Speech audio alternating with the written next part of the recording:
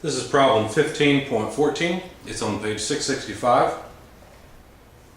A serpentine belt on an automobile engine moves around 4 pulleys. If at this instant the acceleration of point P on gear D, I think they mean on pulley D, is 400 inches per second squared in the direction shown, determine A, the angular velocity and acceleration of pulley D, and B, the angular velocity and acceleration of pulley C. Now there's a figure given there on page 665. I highly recommend you refer to the figure as I go through this problem. Alright, now we're given the absolute magnitude of the acceleration of point P. That's 400 inches per second squared.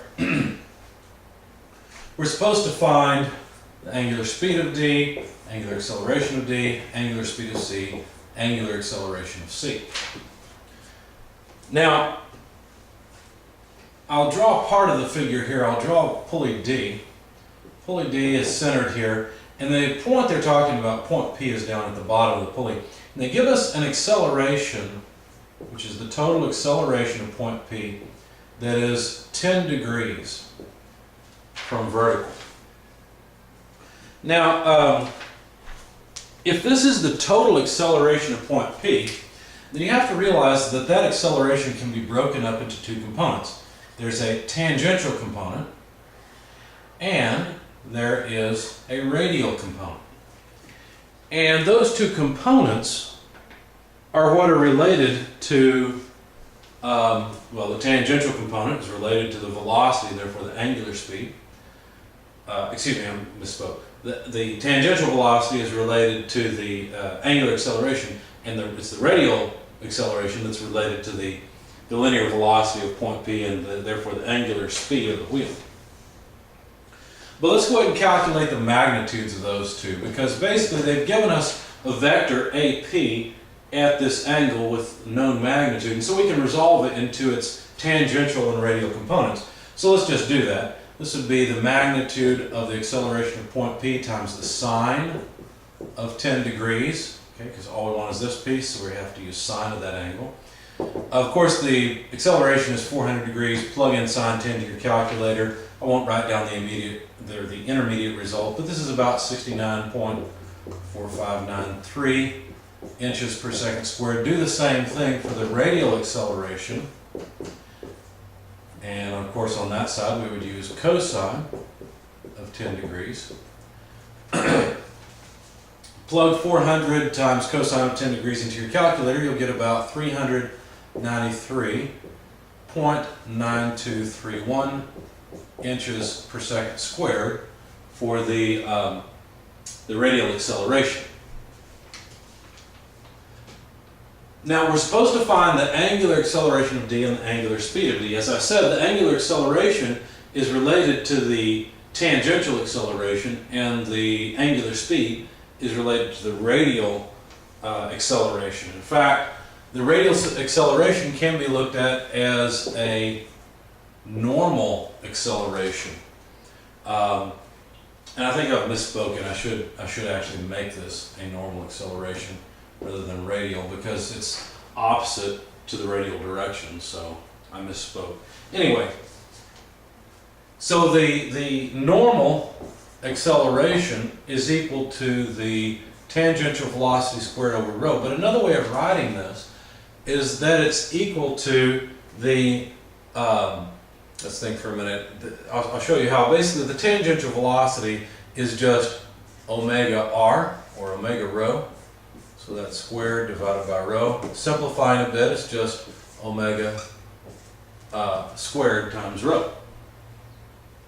So we can relate this pretty directly to the angular speed of D. In fact, when you do that, let me solve for it. The angular speed of D then is equal to the normal acceleration divided by rho, and then square root of the whole thing. When you plug in the magnitude of the normal acceleration, I'll just plug it in. Let's see, it's 393.9231 inches per second squared. The radius of curvature of wheel D is given It's given in the figure, it's not given in the problem statement. It looks like the radius is 4 inches.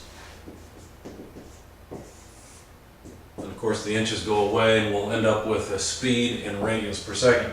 Plug all that into your calculator, you find that it's 9.924 radians per second. To make all of this a little bit clearer, in the solution, if you look at the PDF of my solution of the paper that I'm holding here, you'll see what I did is I went through the tangential velocity to solve this and came out with the same result. But it's worth you looking at the solution to see. Okay. So then the tangential acceleration is related to the angular acceleration. How? Well, by the radius of curvature. It's that simple. And so if we want the angular acceleration of d, all we have to do is take the tangential acceleration divided by the radius of curvature. And of course the tangential acceleration is 69.4593 inches per second squared. The radius of curvature is 4 inches. Again, the inches go away. We'll have radians per second squared. And so that the angular acceleration of d then comes out to about 17.365 radians per second squared. So there's the angular acceleration and angular velocity of d. Now we need the same thing for c. Now, if you stop and think about it, I wish I had some space here. I guess I can draw it here. Unfortunately, that's pretty small, but this is supposed to be pulley C. Now, a serpentine belt connects pulley D to pulley C. And ideally, that belt will not stretch and it will not shrink. So the distance between these 2 points is always the same, between those 2 tangent points.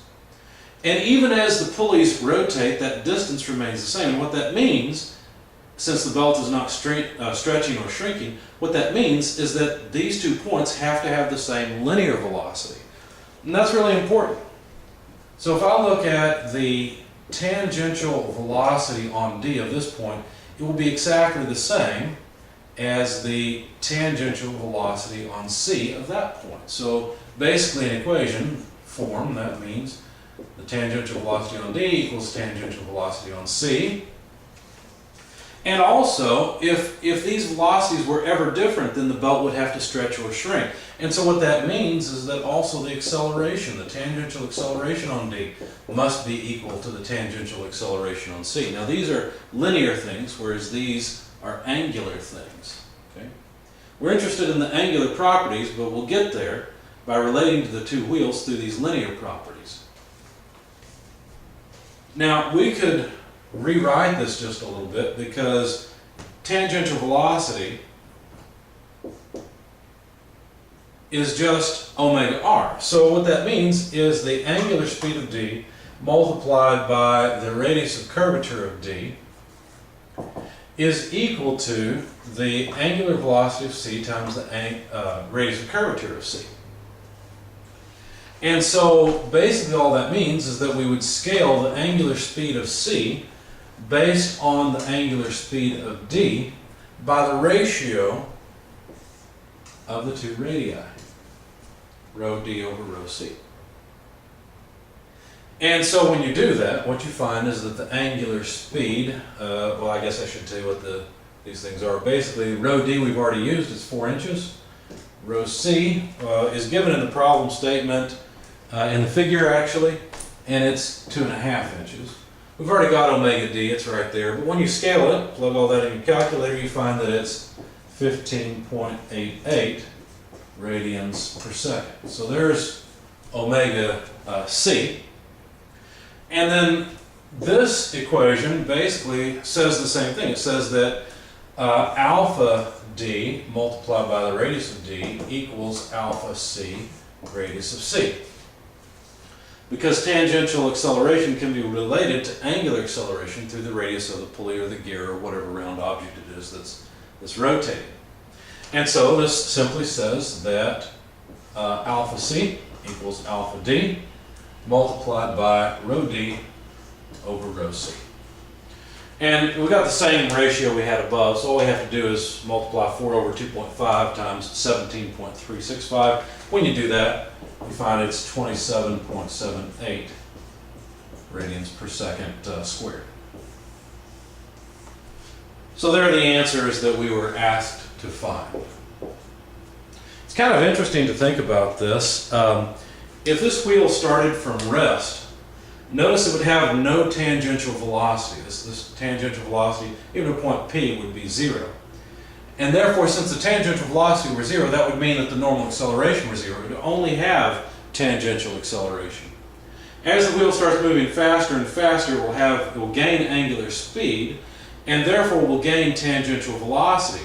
Now that gain in tangential velocity will give rise to some component of normal acceleration, and the total acceleration at this point P will start to curve upward. And so it's interesting that it's only 10 degrees away from being all normal acceleration. Maybe this wheel is almost at its top speed, I don't know. But eventually you would assume that there would be no more angular acceleration and the wheel would be at its top speed. In that case, the tangential velocity would go to 0 and the normal acceleration would be whatever the magnitude is based on the tangential velocity in that radius.